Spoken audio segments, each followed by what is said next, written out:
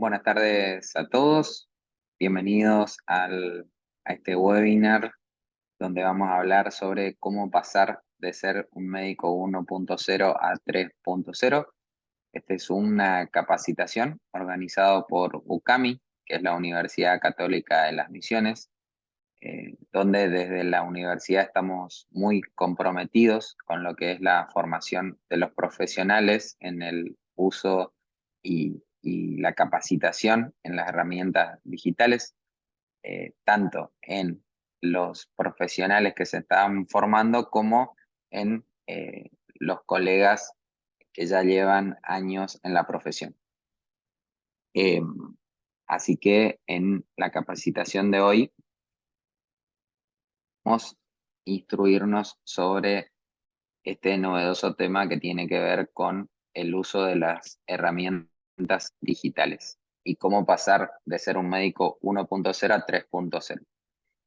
Mi nombre es Sergio Montenegro, yo soy médico de familia, especialista en informática médica, soy profesor titular de la Cátedra de Informática en Salud en la carrera de Medicina y en la carrera de licenciatura de Obstetricia de la UCAMI.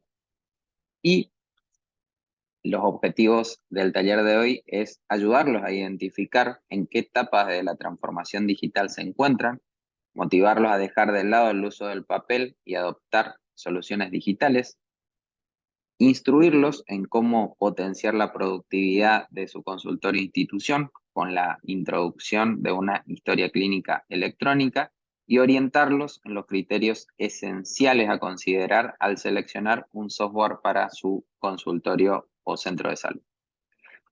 En el taller de hoy, la idea es que veamos la siguiente agenda, donde empezaremos haciendo un diagnóstico inicial y descubriendo en qué nivel de la transformación digital se encuentra. Luego eh, vamos a ver cómo pasar de un estadio 1.0 a 2.0. Luego, cómo pasar de un estadio 2.0 a 3.0. Vamos a ver un ejemplo de implementación de una historia clínica electrónica, como así también otras herramientas de productividad de una historia clínica electrónica que nos van a permitir ser más eficientes y cerrar el taller con unas conclusiones y dejar el espacio abierto a preguntas. ¿Qué es la transformación digital? La transformación digital es la incorporación de herramientas digitales a nuestra práctica diaria para poder transformar los procesos en eh, procesos que estaban pensados para que funcionen en forma analógica, ¿sí? Automatizarlos y transformarlos en procesos digitales. La transformación digital ofrece nuevas oportunidades para que los profesionales mejoremos la atención y los resultados con los pacientes. Al adoptar herramientas digitales podemos optimizar nuestros flujos de trabajos, reducir costos y mejorar inclusive la colaboración con colegas y otras áreas de, por ejemplo, nuestra institución o sanatorio. Transformarse digitalmente es transformar, como comentábamos, los procesos o tareas analógicas o manuales en procesos o tareas digitales. Esto es, por ejemplo, pasar, en el caso del ámbito médico, pasar toda la información que normalmente se encuentra en papel a un formato digital. Pero tenemos que diferenciar lo que sería la transformación digital de lo que sería un proceso de maduración digital, donde ya partimos de un nivel donde ya están los procesos digitalizados y todo el proceso de transformación digital hecha y pasamos a un siguiente nivel para tratar de automatizarlos y hacerlos más eficientes. A continuación, les voy a plantear un desafío donde nos vamos a medir en qué etapa de la transformación digital. Me gustaría que ustedes, a través de este ejercicio, se planteen qué tipo de médico soy. Y acá vamos a utilizar una clasificación bastante práctica que nos permite, o vemos que les permite a los profesionales identificarse en qué etapa de la transformación están. Y en esta herramienta los dividen médicos 1.0, 2.0 y 3.0. Los médicos 1.0 son aquellos médicos tradicionales que todavía brindan atención de manera tradicional. Usan fichas médicas en papel o historias clínicas en Word o que están instaladas en una computadora o notebook a nivel local y no tienen conexión con la nube. La reserva de turnos es todavía telefónica o presencial. A veces la atención es por orden de llegada, como podemos ver en la fotito de la derecha, y no hay ninguna innovación tecnológica. Sí, acá también vemos una fotito de los ficheros en papel. En cambio, los médicos 2.0 ya son aquellos médicos que tienen implementado una historia clínica electrónica, una agenda de turnos integrada, un sistema de facturación electrónica, están trabajando con su secretaria y otros colegas, pero todavía no tiene un alto grado de automatización. En cambio, los médicos 3.0 ya son aquellos que lograron atravesar las paredes de su institución y tienen opciones para mejorar la experiencia del usuario. Brindan una atención híbrida, tanto a nivel presencial y a nivel virtual, a través de videoconsultas, poseen opciones de reserva de turnos online, pueden enviar recetas digitales, tienen omnicanalidad en la atención. ¿Qué significa eso? Que los pacientes pueden reservar turnos por un montón de canales, de manera presencial, telefónica, a través de una aplicación, a través de una página web. Pueden enviar pedidos de estudios electrónicos, tienen recordatorio de turnos por WhatsApp, SMS o email, permite a los pacientes hacer pagos electrónicos a través de, por ejemplo, plataformas digitales como Mercado Pago o PayPal. Ya lograron un mayor nivel de automatización a nivel de su institución y han implementado opciones de trabajo remoto. ¿Eso qué significa? Que, por ejemplo, pueden tener descentralizado algunos servicios como el call center, puede tener facturistas que le hagan la facturación desde otro lugar, pueden brindar atención a distancia y cada uno hasta inclusive podría trabajar desde su casa porque al conectarse a su plataforma tienen toda la información ahí y pueden trabajar como si estuvieran presencialmente. Todo este tipo de instituciones son las que mejor se adaptaron a ese contexto en la pandemia. Permite integrarse con las redes sociales para poder inclusive tomar reserva de turnos por ahí y algunos profesionales inclusive están exportando servicio y brindando atención a pacientes de otros países. Bien, por último, tenemos los médicos 3.0. Los médicos 3.0 son aquellos que ya llegaron a un nivel donde pudieron aprovechar al máximo todas las herramientas que existen, ¿sí? Y la pudieron introducir en sus actividades diarias. Ya son aquellos que lograron atravesar las paredes de su institución y tienen opciones para atender en forma virtual y mejorar la experiencia de sus usuarios. Los médicos 3.0 son aquellos que tienen una atención híbrida, es decir, están preparados para atender online como atender en forma presencial. Online, por ejemplo, a través de videoconsultas. Poseen, por ejemplo, sistema de reserva de turnos online, pueden enviar recetas digitales, tienen un sistema de reserva de turnos que es omnicanal, es decir, si lo contactan por WhatsApp, por las redes sociales, por email, por teléfono, por la aplicación, por cualquier lado, se puede reservar turno con ese profesional o esa institución.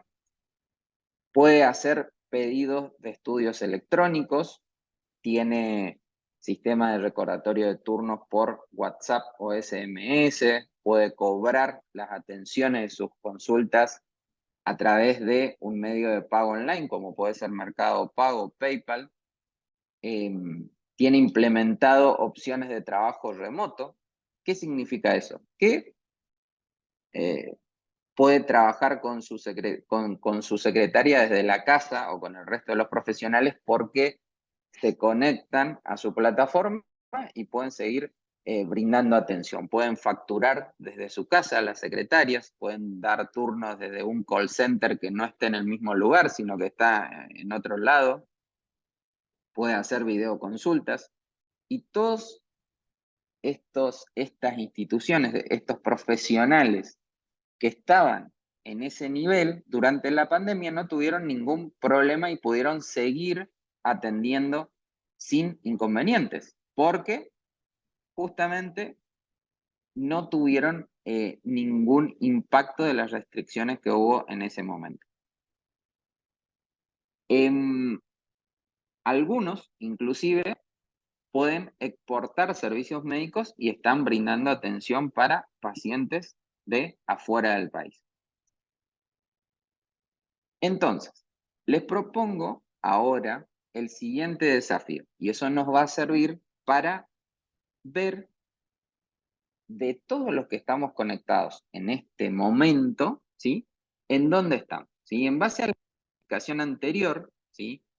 La de médico 1.0, 2.0 y 3.0, me gustaría que ustedes se autoevalúen y pongan en el chat en qué nivel de la transformación digital sienten que ustedes se encuentran. Si están en 1.0, en 2.0 o en 3.0.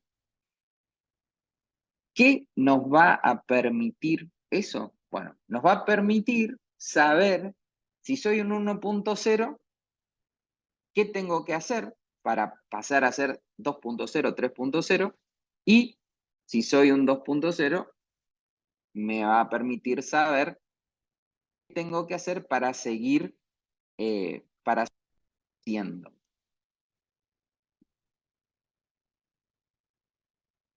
Bien.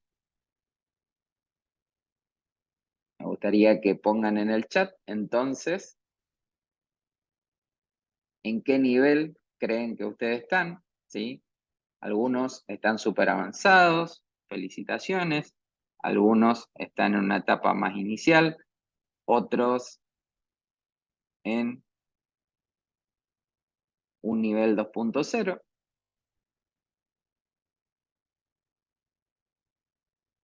Vamos a tomar un momentito más.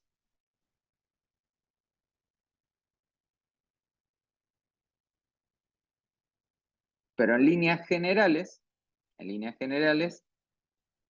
impresiona que hay un predominio de profesionales que ya están en un nivel 2.0.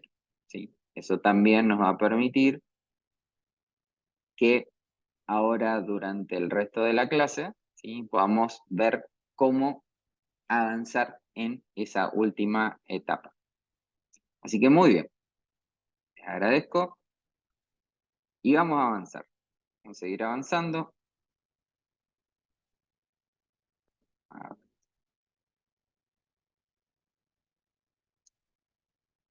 Bien.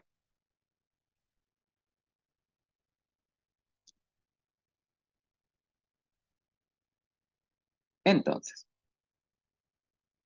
vamos a tratar de ir un poquito rápido para los que están en un nivel 1.0, ¿sí? Y quieren pasar a un nivel 2.0. La solución es fácil. Hay que abandonar el papel. Hay que tratar de evitar los ficheros, las grandes pilas de papel y aprovechar las ventajas de una historia clínica electrónica para poder administrar de forma más eficiente la información de los pacientes, ¿sí? Esto ahorra tiempo, recursos, además de que mejora la precisión y la accesibilidad a los datos. Por otro lado, las historias clínicas electrónicas permiten saber eh, rápidamente todas las actualizaciones que tiene un paciente, es decir, ver lo que le prescribe o le indica otros colegas. Si yo trabajo en un centro médico, sí me permite saber qué le dio el cardiólogo en su última consulta, la nutricionista, el ginecólogo, el pediatra, y trabajar sin que yo le vea a mi colega, estamos conectados a través de esta herramienta y esto lo que permite lograr es una atención más coordinada e integral para los pacientes. Además, estos registros suelen ser mucho más seguros que el papel porque ya tiene un nivel de seguridad mayor, los datos están cifrados, existen copias de seguridad, entonces hay menos chance de pérdida de información. Bien, ahora, ¿cómo elegimos el software? ¿Sí? Hay que tener en cuenta varias cosas para elegir el software. Uno de ellos es el costo, y por otro lado, las funcionalidades, la facilidad de uso y la compatibilidad con otros sistemas existentes. Esos son todos detalles que hay que mirar.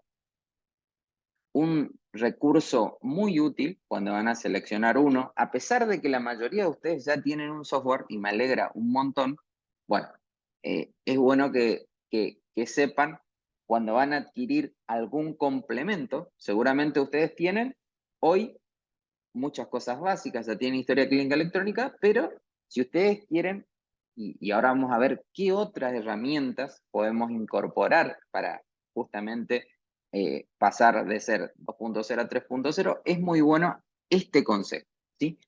De cada herramienta que van a incorporar, siempre miren o traten de ver las reseñas y las calificaciones, ¿sí? En Internet. ¿Qué opinan? ¿Qué opinan eh, otros usuarios sobre la herramienta que van a adquirir? Eso, eso funciona de la misma manera que funciona cuando compramos en Mercado Libre, que uno va y mira al vendedor, ve qué cantidad de calificaciones tiene, si hay queja de los usuarios. Esto es lo mismo. Ustedes traten de buscar e inclusive, ¿sí? Hay veces que esto por ahí todavía es muy nuevo, traten de preguntar a un colega, traten de averiguar si conocen la herramienta, qué experiencia tienen con el uso. Eso, mejor dicho, va a hacer que no se equivoquen cuando seleccionan eso. O también otra opción, si ustedes quieren asegurarse aún más, existen personas especializadas en eso que los pueden ayudar a seleccionar una herramienta, por ejemplo, si ya trabajan en un centro médico donde hay muchos profesionales, donde quizás haya internación, o donde ustedes tienen, por ejemplo, un programa de obesidad, ¿sí? Que es multidisciplinario, trabajan profesores de educación física, nutricionistas, médicos y quieren coordinar y hacer toda esa atención mucho más integrada, bueno, un profesional especializado en eso los puede ayudar a que esto justamente no sea un gran trabajo para ustedes. Hoy, seleccionar un software es muy fácil. Pueden entrar a Google, ponen historia clínica electrónica y le van a aparecer millones de herramientas. Si yo acá simplemente les dejé un link, la mayoría de ustedes no lo van a necesitar porque ya tienen una herramienta. Pero en el caso de que quieran, y a aquellos que sean 1.0 y todavía no tengan ninguna herramienta, ¿sí? Acá tienen un ejemplo donde se pueden crear una cuenta, ¿sí? De historia clínica electrónica, y entonces, en ese momento, pasan de no tener historia clínica a tener historia clínica. O sea que tener una historia clínica lleva menos de 5 minutos. Así de fácil. ¿Y cómo hacer una selección criteriosa de esto? Bueno, de cada solución, uno tiene que evaluar, como siempre, el costo. El costo está en pesos, está en dólares, cuánto cuesta. Y una forma de evaluar es, y de ustedes ver si esto es un gasto o una inversión, es ver esto en relación a una consulta. Hoy en Argentina, la consulta ética, ¿sí? O el valor de una consulta ética es de 6.000 pesos aproximadamente. Entonces, uno lo que tiene que ver de este tipo de procesos es con una herramienta, una plataforma, ¿sí? ¿Cuánto puedo trabajar más o ahorrarme costos en relación a eso que voy a invertir? ¿sí? Entonces, eso es muy importante. Por otro lado, que tengan capacitación y soporte, es decir, alguien a quien llamar para cuando ustedes necesitan ayuda, que les justamente les ayuden a poder automatizar esos procesos que ustedes tienen, bajar el ausentismo, un montón de problemas que uno tiene, o a veces tiene una atención tan especializada que, entonces, tener esos canales con quien hablar, con quien pedir ayuda, es muy bueno. Y esos canales pueden ser por email, por chat, teléfono, eso, cuanto más canales tenga la solución, mejor. Con respecto a los beneficios, es muy importante que yo sepa cuando encaro esto, ¿para qué lo estoy haciendo? ¿Para qué estoy informatizando? ¿Para qué estoy seleccionando, por ejemplo, una solución para mi institución? ¿Lo hago para aumentar la productividad? ¿Lo hago para reducir costos? ¿Lo hago para mejorar la calidad de atención? Entonces, cuando tengo claro eso, ¿sí? Cuando selecciono la herramienta, si me pregunto, ¿esto va a solucionar lo que yo quiero? O sea, ¿esto me va a permitir producir más? ¿Me va a permitir atender más pacientes y ganar más con menos esfuerzo? Por ejemplo, puede ser eso. O con esto me ahorro todo un costo en secretarias, en insumos para mi institución. Bueno, ese tipo de cosas hay que preguntarse. Si utiliza estándares, es decir, si me permite que se integren a otro tipo de soluciones, qué cantidad de funcionalidades tienen, cuáles son las funcionalidades que puede tener un sistema de este tipo. Bueno, que maneje problemas, que maneje evoluciones, que permita turnos online, videoconsultas, pedidos digitales, recetas digitales, recordatorio de turnos vía email o WhatsApp, facturación a las obras sociales, cobros online, ¿sí? Estas son algunas de las funcionalidades. Entonces, hay veces que ustedes, la verdad, que no necesitan facturación, porque la facturación se la hace, no sé, el sanatorio donde trabajan. Entonces, no tiene sentido que adquieran una solución cara que tenga esto, ¿sí? Porque ustedes no la van a usar. Pero sí que maneje recetas digitales, por ejemplo, porque lo que más uno hace todos los días quizás sea recetas digitales. Entonces eso sí sirve. Y en cuanto a las referencias, significa a un, preguntar a un colega, ¿sí? Si tiene experiencia con la solución que estoy queriendo adquirir. Eso es de muy buena práctica, ¿sí? Preguntar a una persona de confianza cómo te está yendo con esta solución, con este producto. Eso, la verdad que les da mucha información de valor que no les va a permitir equivocarse Acá les muestro un ejemplo de cómo uno podría evaluar un software cuando va a digitalizar un consultorio o un centro médico. Supongamos que ustedes estén queriendo iniciar un emprendimiento con colegas, donde van a alquilar un lugar y todos quieren atender ahí. Y justamente, como siempre, en ese tipo de emprendimientos, a veces cuesta muy caro y después el resultado es que cuesta mucho mantener. Entonces, cuanto más eficiente yo trate de diseñar los procesos, mejor, ¿no es cierto?, va a salir ese emprendimiento. Entonces, eh, acá, por ejemplo, ¿cómo deberían hacer ustedes? Podrían tomar un Excel con estas columnas, poner producto, sería solución 1, solución 2, solución 3, y poner en otra columna costos, capacitación y soporte, qué tipo de beneficios tiene, si usa estándares o no, qué cantidad de funcionalidades y qué referencias. Y yo acá les hice un ejemplo donde puse diferentes tipos de soluciones con diferentes costos, qué nivel de capacitación eh, tiene cada solución. Este solo tiene por email, este tiene por chat, email, WhatsApp y teléfono, este tiene chat, email y WhatsApp. Y así, a su vez, qué cantidad de beneficios tiene. Beneficios, ¿se acuerdan que era así? Esto me aumenta la productividad, me reduce los costos, me mejora la calidad de atención, o no, si me conseguí recomendaciones o no, Y bueno, de todas estas soluciones, ¿sí? La mejor solución es la 3. ¿Por qué? Es más barata, tiene más capacitación y soporte, tiene muchos beneficios, usa estándares, por ahí no tiene tantas funcionalidades, pero puede ser que no las necesite, ¿sí? Las que necesitan ustedes para su emprendimiento son suficientes, entonces en este caso, esta, por ejemplo, es la mejor opción. Y en cuanto a la elección de un software de acuerdo a las funcionalidades, bueno, acá uno tiene costos, ¿sí? Costos y funcionalidades.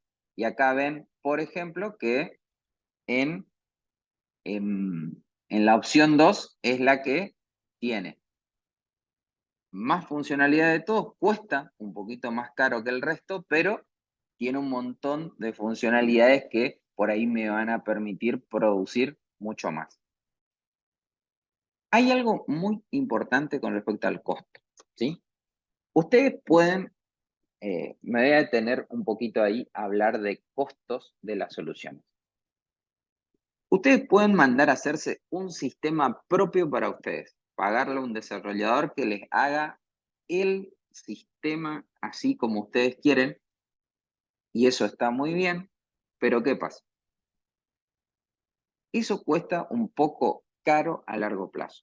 ¿Por qué? Porque hoy yo hago un software y al día de hoy lo hice como yo quería, pero la tecnología sigue avanzando. Puede ser que el desarrollador se vaya a otra provincia, no haga más lo que yo quiera, me quede sin soporte. Entonces, eso que era una opción antes, ¿sí? Anteriormente, hace muchos años, cuando empezó esto, hoy no sería una opción más recomendable por esto de que uno no puede pensar que hoy hace un software y nunca más va a requerir una modificación, ¿sí? Una modificación, una actualización, o todos los días salen herramientas nuevas y seguramente yo voy a querer en algún momento incorporar alguna de esas herramientas y los sistemas, cuando están diseñados así, de un año para el otro se van volviendo obsoletos. Entonces, por ahí esas soluciones a medidas tienen ese riesgo. Yo no le digo que no hay que hacerlo, sino que sepan que tiene ese riesgo. Lo otro son las soluciones gratuitas, ¿sí? Las soluciones gratuitas que le puedan ofrecer. Hay que entender que siempre alguien paga por este tipo de proyectos, ¿sí? Cuando uno no paga el software, significa que está pagando con los datos que está cargando, ¿sí? Entonces, es importante cuando ustedes adquieren una solución, tener en cuenta eso. ¿Por qué? Porque a veces pasa lo mismo, ¿no? Que eh, la empresa o la empresa que lideraba esa solución, bueno, no ve que no tiene sentido y uno queda sin soporte. Se cierra el proyecto y mis datos quedaron atrapados. Nos ha pasado. Nosotros trabajamos en este tema. Nos ha pasado que empresas cerraron y muchos profesionales que tenían sus historias clínicas, bueno, no, quedaron sin soporte, por ejemplo. Entonces, es importante tener en cuenta eso. Lo mismo con las soluciones de otros países, fuera del lugar donde ustedes residen. ¿Qué pasa cuando la solución es de otro país y no tiene, por ejemplo, el vademecum del país? Cuando yo quiero recetar un nombre comercial del país donde vivo, no tiene. Entonces, a veces tampoco tiene todos los financiadores, ¿sí? Los financiadores que tenemos, por ejemplo, en Argentina, seguramente no están en Chile, ni en Uruguay, ni en Paraguay. Entonces, es importante, ¿sí? Que tener en cuenta ese tipo de cosas cuando ustedes estén pensando en eso. Acá les dejo un material que lo pueden descargar si escanean este QR, donde están un poco más detallados todos esos criterios que yo se los conté en un par de minutos. Bueno, lo pueden tener en este documento que les va a permitir justamente tener esto un poquito más detallado. Una pregunta que me suelen hacer mucho es, si yo voy a empezar a digitalizar, pero ya tengo, me preguntan siempre, tengo 10.000 historias clínicas acá en mi consultorio. ¿Cómo paso esas 10.000 fichas en papel al sistema? Y muchos no dan este paso, o sea, no se informatizan porque no saben cómo pasar esa información. El consejo, ¿sí?, que yo siempre les doy a cualquiera que tiene ese problema es que esto hay que hacerlo en forma gradual, ¿sí? O sea, esa idea de que uno de que va a escanear esas 10.000 historias clínicas y las va a pasar a algún sistema antes de empezar a trabajar, nunca, no vi que se haya logrado en ningún proyecto, ¿sí? Ahora, esta solución que les comento, esta solución diríamos más realista, que es hacerlo en forma gradual, es decir, a medida que empiezan a venir los pacientes todos los días y que ustedes implementan cualquier sistema, bueno, de a poquito empiezan a cada paciente nuevo a abrirle la ficha en el sistema nuevo y cómo, o sea, cuál es el consejo para pasar toda la información que ustedes tienen en las fichas, de ustedes por ahí lo siguen hace 15 años, hace 20 años ese paciente, bueno, la forma de hacerlo es que hay que conceptualizar los datos de ese paciente cargando los diagnósticos más importantes. O sea, lo más importante de un paciente es saber si es hipertenso, si es obeso, si tiene hipotiroidismo, hipertensión arterial, diabetes, eh, no por ahí el detalle de cómo yo fui ajustando la dosis en los diferentes años, sino inicialmente en este tipo de procesos me sirve saber qué diagnósticos tiene, si se operó, no se operó, cuáles son los fármacos que está tomando ahora y cuando tengo esas primeras informaciones, ¿sí?, a partir de ahí empiezo a seguir en el nuevo sistema y cada vez que viene empiezo a actualizar esa información. Entonces, esa es una opción más realista que a ustedes rápidamente les permite digitalizar, empezar a digitalizar toda la información de sus pacientes. Acá les muestro un ejemplo de una historia clínica completa, con muchos datos, ¿sí? Ya todos los diagnósticos cargados, todos los fármacos, ¿sí?, un montón de evoluciones previas, pero un paciente nuevo no tiene nada. ¿Sí? No tiene ninguna información. El día 1 que yo implemento un sistema, lo único que tengo son los datos de su filiación y nada más. Pero no tengo el resto de la información. Entonces, la forma de hacerlo es cargando los datos los antecedentes más importantes. ¿Qué tiene ahora? Tiene hipertensión, diabetes, obesidad, etcétera. ¿Qué toma? Si se operó o no se operó. Y a partir de ahí sigo el registro en el sistema nuevo. ¿Qué pasa con la información vieja? Bueno, la información vieja sigue quedando en el fichero.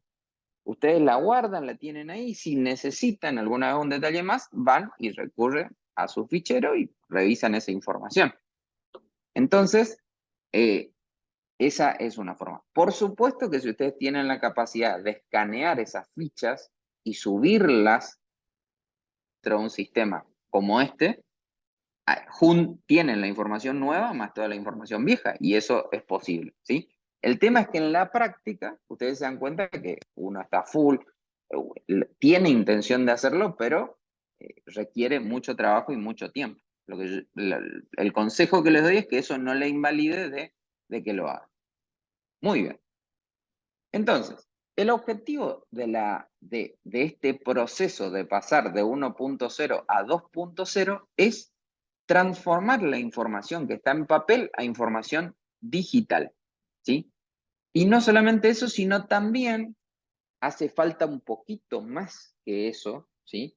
Es transformar, o sea, no es solamente que uno adquiere la herramienta, sino también hay que adaptar adaptar esos procesos que inicialmente, cuando yo empecé, por ejemplo, con una institución hace 15 años, estuvieron pensados para funcionar en forma analógica, y a medida que yo hago este tipo de procesos, hace falta que yo aproveche todas las ventajas que me dan este tipo de soluciones y automatice mi proceso. Es decir, trate de sacarle el jugo, saque pasos que hoy ya sobran, ¿sí? Que estuvieron pensados cuando los procesos eran en papel, pero que hoy los puedo simplificar, ¿sí? Y eso me termina redundando en que los procesos sean más rápidos, más eficientes y que me ahorre costos inclusive, ¿sí? Entonces, esa es la idea principal. Bien, ahora, justamente acá nos vamos a detener bastante porque la mayoría de ustedes ya están en una etapa 2.0. Se identificaron ahí. Ya tienen un sistema de historia clínica electrónica, probablemente, con un sistema de reserva de turnos digital que ya tiene muchas prestaciones, ya están trabajando quizás con otros colegas o con sus secretarias. Bien, ¿qué más puedo hacer? Se están preguntando ustedes, ¿qué más puedo hacer? Bueno, una de las grandes cosas que pueden hacer es implementar la reserva de turnos online. La reserva de turnos online lo que les permite es publicar su oferta de turnos en Internet. ¿Para qué? O sea, ¿por qué esto supuestamente es una ventaja? Bueno, publicar mi oferta de turnos por Internet lo que me permite es sacarle ese trabajo a mi secretario para que el paciente mismo cargue sus datos, ¿sí? Cargue sus datos y además tenga la libertad de seleccionar cuándo él puede venir y que además la disponibilidad del paciente coincida con la disponibilidad del médico. ¿Y qué más? Esto me permite ampliar mi horario de atención. Normalmente, supongamos, hoy doy los turnos cuando está mi secretaria, o sea, en los momentos donde está abierto mi consultorio, que podría ser hipotéticamente de lunes a viernes de 8 a 12 y de 16 a 20 o de 8 a 20, por ejemplo, pero yo podría ampliar y duplicar ese rango horario donde yo estoy dando los turnos a 24 horas los 365 días del año, donde el paciente puede reservar a la noche, el fin de semana, cuando quiera, y eso trae un montón de ventajas. Uno, descomprimo el trabajo de mi secretario, por ejemplo. Punto uno. Punto dos es que a veces los consultorios están trabajando muchísimo y las secretarias no les da el tiempo para atender el teléfono. Seguramente un montón se sienten identificados. A ver, mándenme por el chat si alguien de ustedes tiene este problema de que se pierden reservas de turnos porque a la secretaria no les da el tiempo para poder atender los turnos, ¿sí? ¿Alguien le pasa esto? Pongan en el chat.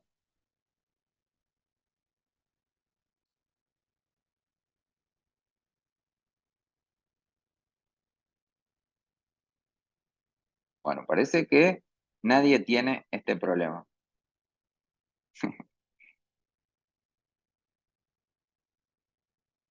Bueno, suele ser un problema muy común el hecho de que las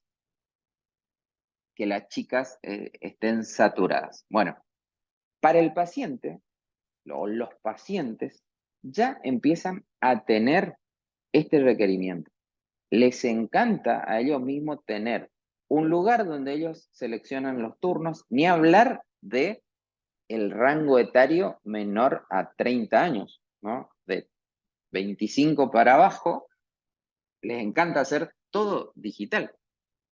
Y si ustedes van pensando que a medida que pasan los años, ellos son el mayor caudal de pacientes que tenemos, ¿sí? Empiezan a requerir este tipo de cosas. Empiezan a seleccionar a los profesionales por, ¿sí?, aquellos que se adapten que les ofrezcan este tipo de solución. Entonces, poder reservar los turnos online.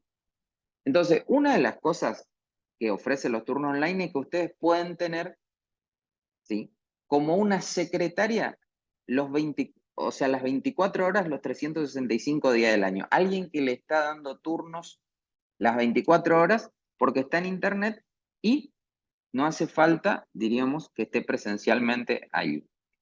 Por otro lado, también, estoy viendo el chat, se puede implementar en aquellos lugares grandes que manejan alto flujo de turnos un sistema de call center donde la reserva se haga en un lugar físico diferente, ¿sí? O desde algún domicilio, desde algún lugar, y entonces justamente esa tarea no le quedan a los que están, a las secretarias que están en el lugar, que prefieren utilizar ese tiempo para atender mejor a los que ya vienen al turno ese día, ¿cierto? Para dar el presente.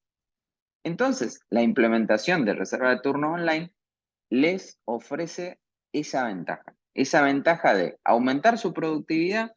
¿Por qué? Porque pasan de ofrecer sus turnos solo en los horarios comerciales a ofrecer sus turnos las 24 horas del día. Por otro lado, descargan trabajo sobre las secretarias, no necesitan tantas secretarias para atender la reserva de turnos porque ya el sistema se encarga de que el paciente se los autogestione, y eso también me genera un ahorro de costos, ¿no? De no necesitar tanto personal administrativo para poder manejar más turnos. Y por último, sí, por último, tener un sistema de reserva de turnos también me disminuye el ausentismo, porque los recordatorios de turnos por vía de email o WhatsApp hace que un montón de turnos que a veces se pierden porque el paciente se olvidó, ¿sí? Con esto, esos turnos, diríamos, se evitan de perder. O inclusive, algunos sistemas tienen ya sistemas de confirmación de turnos donde le pregunta al paciente si va a asistir o no al turno, y si no va a asistir, automáticamente cancela y libera el espacio para que otro paciente que lo necesita lo pueda usar. ¿Sí? Entonces, la verdad es que hoy hay que pensar que si yo pierdo 4 turnos, ¿sí?, de 6.000 pesos, estoy perdiendo 24.000 pesos en una tarde, ¿sí? Por ejemplo, por ausentismo injustificado. Bien. Otra cosa que se puede implementar en esta etapa, ¿sí?, que es de maduración digital, es el tema de las recetas digitales y los pedidos de estudios electrónicos. Hay un montón de pacientes que son pacientes crónicos y toman medicación crónica. Y hoy muchas veces tienen que venir al consultorio a buscar las recetas, con lo cual gastan en combustible, gastan en tiempo, a veces esperan unos cuantos minutos u horas para retirar una receta, cuando hoy las recetas se pueden mandar con un par de clics, ¿sí? Y además, hacer de que ustedes cobren esa consulta, ¿sí? Porque muchas veces uno piensa que implementar esto hace que yo pierda la oportunidad de monetizar ese acto médico, ¿no? Y justamente no es la idea, sino la idea es que el acto médico se haga de una manera más sencilla, sin que yo justamente pierda mi productividad. Lo mismo con los pedidos de estudios electrónicos, ¿sí? Yo si tengo una herramienta que me permita emitir pedidos de estudios electrónicos, también estoy generando un beneficio al paciente en cuanto a ahorro de costos, ¿sí? Evitarle tener que perder un tiempo para venir a buscar estudios. Yo vivo en Misiones, ¿sí? Probablemente muchos de los colegas que están acá son de Misiones, pero otros son de otras provincias. Y hay un montón de pacientes acá en Misiones que viajan 200 o 300 kilómetros, ¿sí? Para ir a ver al especialista, porque acá en la provincia, como en otras provincias, muchos especialistas están concentrados en las capitales. Entonces, si yo quiero ver a un mastólogo, una mastóloga, por ejemplo, eh, que se especialice en oncología, lo más probable es que viva en la capital eh, y no, ¿no es cierto?, en un lugar del interior. Digo, es lo más común, lo más probable. Y muchas veces, ¿sí?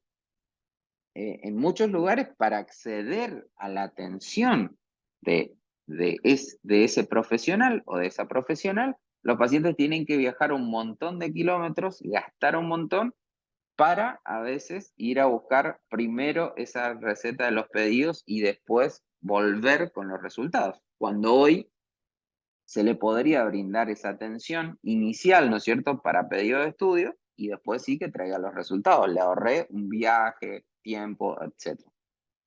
Y como les decía, nosotros estamos acá desde desde el lado profesional.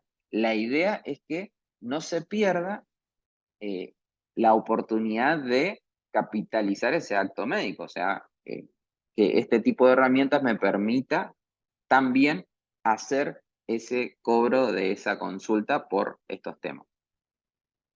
La opción de consultas virtuales, bueno, es otra opción que se las recomiendo para implementar en su consultorio.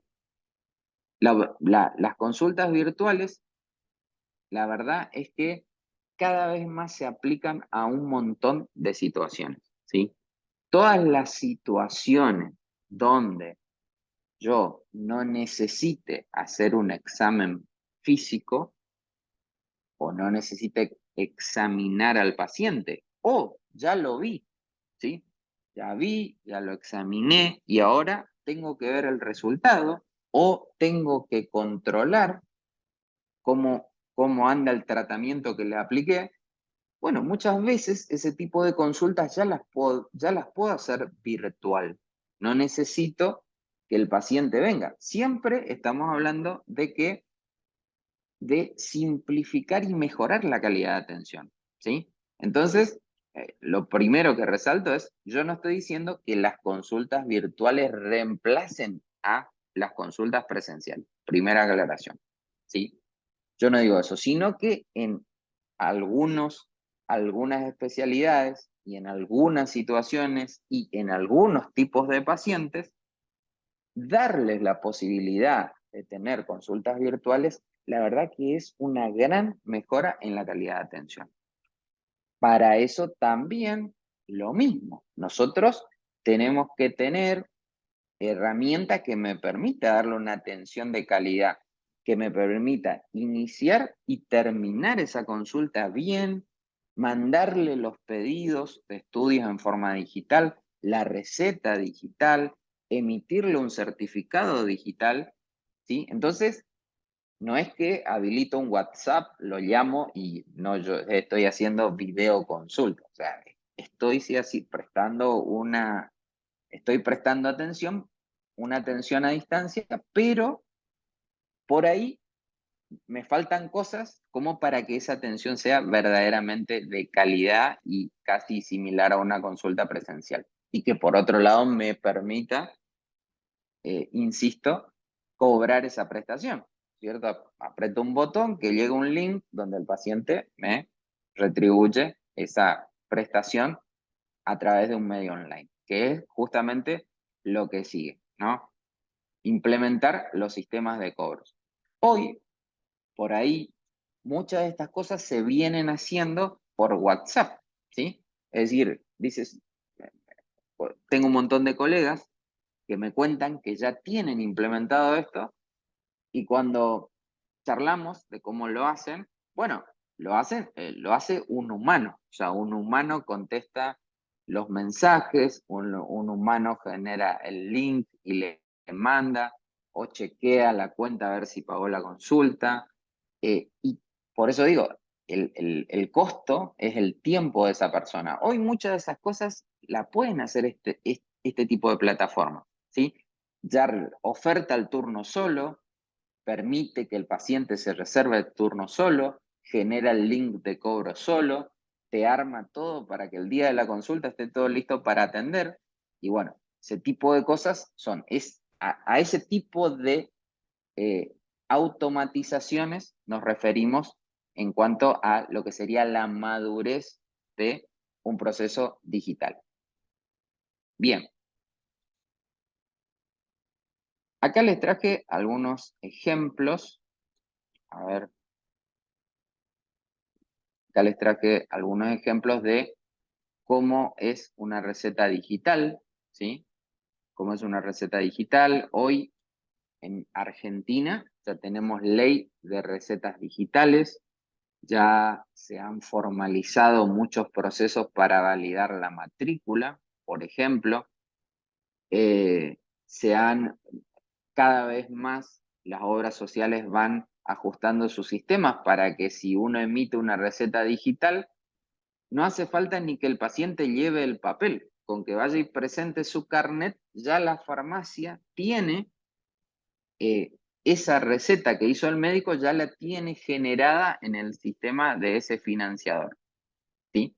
Entonces, esto todos los días cambia para mejor, por suerte, lo de las recetas digitales. Por ejemplo, es una innovación muy reciente y todos los días se sigue mejorando. Acá tenemos un ejemplo de un pedido de estudios digital también. Y acá tenemos un ejemplo de cómo llegan, ¿no es cierto?, esos recordatorios de turnos vía email, vía WhatsApp. Eso sería lo más básico, pero hoy ya se están implementando lo que les comentaban, los sistemas de confirmación de turno. Este es un sistema de recordatorio de turno. Es decir, una cosa es que el sistema te diga un día antes o 2 días antes, bueno, recordá que mañana tenés turno con el médico. Y otra cosa es que te obligue a decir si vas a venir o no. ¿Para qué? Para que si no vas a venir, me des la posibilidad de liberar ese turno y no perder el monto de esa consulta porque el paciente no vino y no hizo, ¿sí? Y yo podía haber aprovechado el turno con otro paciente. Y que también uno pueda tener este tipo de herramientas, ¿sí? Por ejemplo, una aplicación móvil donde con un par de clics uno haga una receta, eso facilita un montón, ¿sí? Facilita un montón este tipo de tareas. Bueno, hoy que nosotros nos transformemos digitalmente permite que mucho de esto que nos pasa en el día a día, yo lo pueda ordenar, ¿sí? Yo lo puedo ordenar. Porque hoy lo que nos pasa es que pareciera, ¿no? Como que no está contemplado que cada uno de estos es un acto médico, ¿no? Y nosotros es como que vamos contestando y haciendo por WhatsApp y vamos haciendo todas esas cosas que, por un lado, corremos riesgos legales, porque muchas veces esa información queda ahí, en el WhatsApp que se borra, mi teléfono se quedó sin espacio, borro los mensajes, se me perdió el número y no me quedó un resguardo de lo que pasó en esa consulta. Y uno está haciendo un acto médico, está dando recomendaciones y después puede venir algún reclamo algún día. Por eso es bueno dejar registro en una plataforma de lo que di, de lo que indiqué, de qué receté. eh, y que toda esta información vaya quedando en un lugar. Eso me sirve de resguardo profesional. Y por otro lado, también, todo este tipo de cosas. Quiero una opinión de algo, una preguntita de tal tema médico, ¿no? Que me firmen la libreta. Te muestro la foto del granito. Bueno, todo ese tipo de cosas está bueno ordenarlas, formalizarlas. Y hoy lo que nos pasa es que simplemente no tenemos los medios para ordenar eso.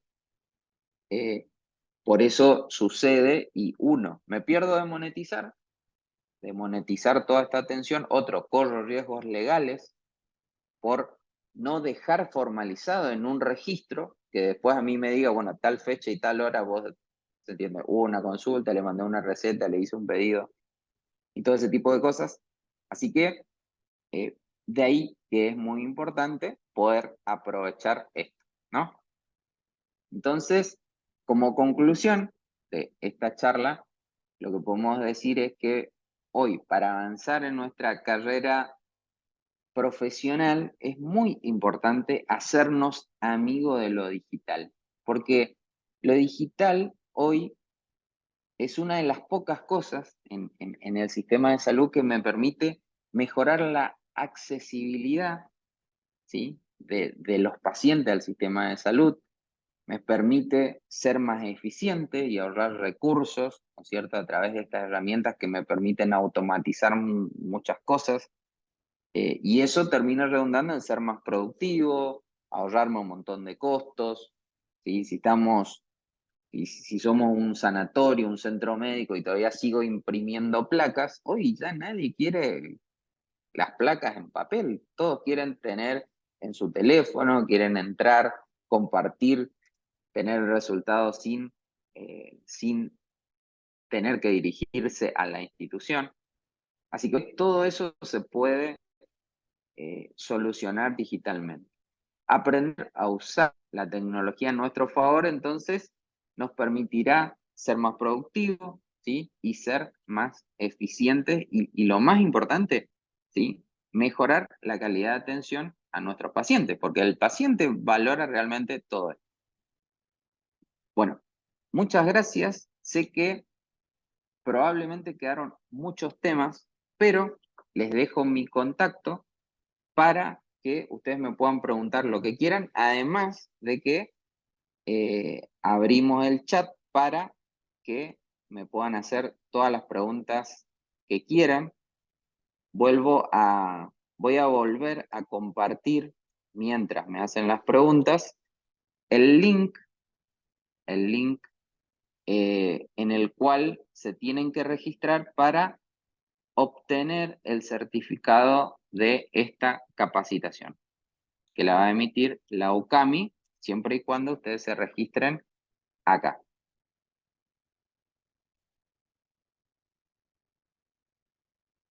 A ver, voy a dejar de compartir. Pueden habilitar los micrófonos, si alguno quiere hacer preguntas. Bueno, les agradezco los comentarios.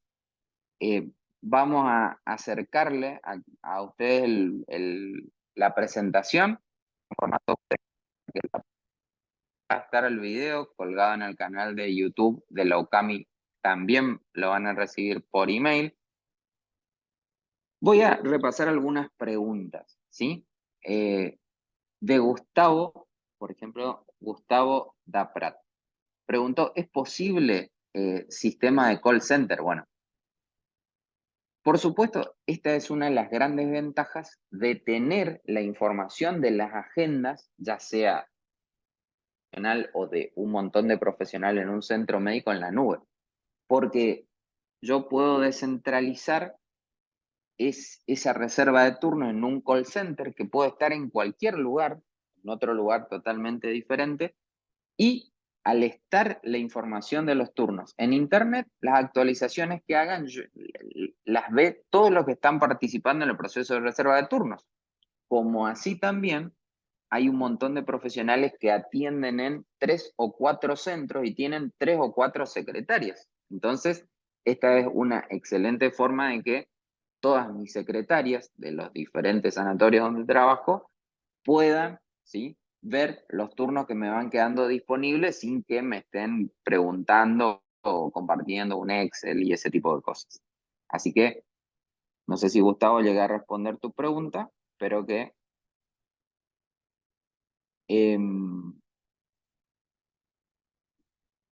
a ver, ¿es posible obtener un informe para ver estadísticas? Pregunta Ceci, ¿sí? Por supuesto, ¿sí? Lo bueno de los sistemas, de este tipo de sistemas digitales, es que va dejando un dato de todo, de cada turno que se da, de cada evolución que se hace, de cada prescripción médica que uno realiza, de cada pedido de estudios. Y si queda registrado el concepto de si se guarda el dato, yo puedo obtener reporte de ese dato, ¿sí? Depende de la herramienta que usen, pero la mayoría lo tiene. eh, Justamente hay reportes de todo, ¿sí? Reporte de cantidad de turnos por mes, reporte de qué cantidad de prestaciones se hicieron en un periodo, qué cantidad de prestaciones se hicieron de un determinado financiador, qué cantidad de pacientes con tal patología tengo, y todo lo que quieran.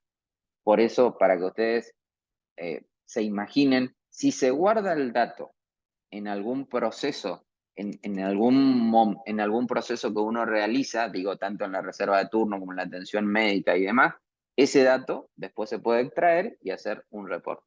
Así que, eh, respondiendo a lo que preguntó Ceci, se puede, por supuesto, sería uno de los principales beneficios de tener la información digital. Les agradezco muchísimo a todos por su tiempo y bueno, que va a quedar mi contacto en la presentación que van a recibir y me pueden contactar cuando quieran por cualquier consulta referida a todo esto de la salud digital. Así que muchas gracias a todos, les mando un gran saludo y hasta la próxima capacitación.